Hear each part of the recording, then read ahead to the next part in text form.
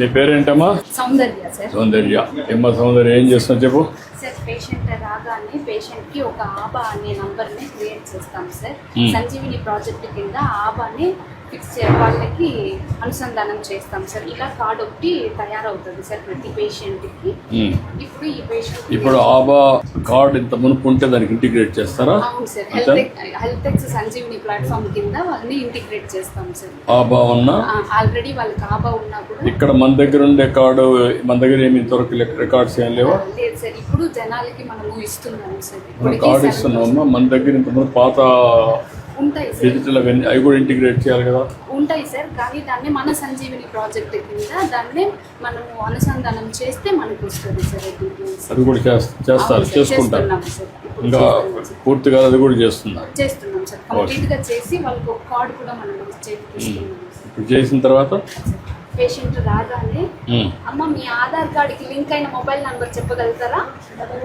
99893030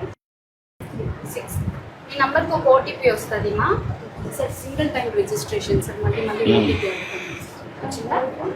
22151529 రమ్యనామా మీ పేరు? ఓకే, ఇది ఆల్రెడీ ఉంది సార్ ఆబా నంబర్. ఇప్పుడు ఆ ఆబా నంబర్ని మన సంజీవిని హెల్త్ ఎక్స్ కింద మనం చేస్తున్నాం. మా ఈ కార్డ్ కూడా ఇస్తున్నాం రమ్య గారు మీకు.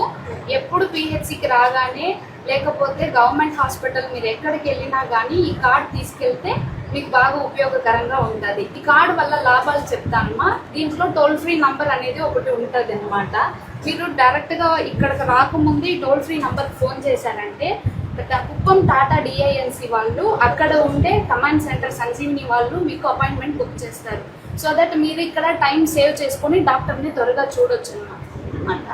ఈ కార్డు ఇస్తాను, ఎప్పుడు వచ్చినా మీరు తీసుకురావాల్సి ఉంటుంది సార్. దీనికి ఆబా కార్డ్ అనేది జనరేట్ అయింది సార్. ఇది మన Sanjeevani portal sir.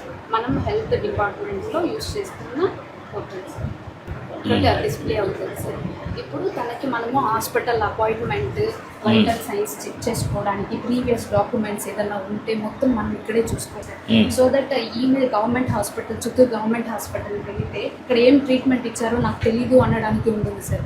Continuation of ట్రీట్మెంట్కి చాలా ఉపయోగపడుతుంది. మీ యొక్క క్యూఆర్ కోడ్ నుంచి యాక్సెస్ తీసుకోవాలి, అలా కూడా తీసుకోవచ్చు సార్.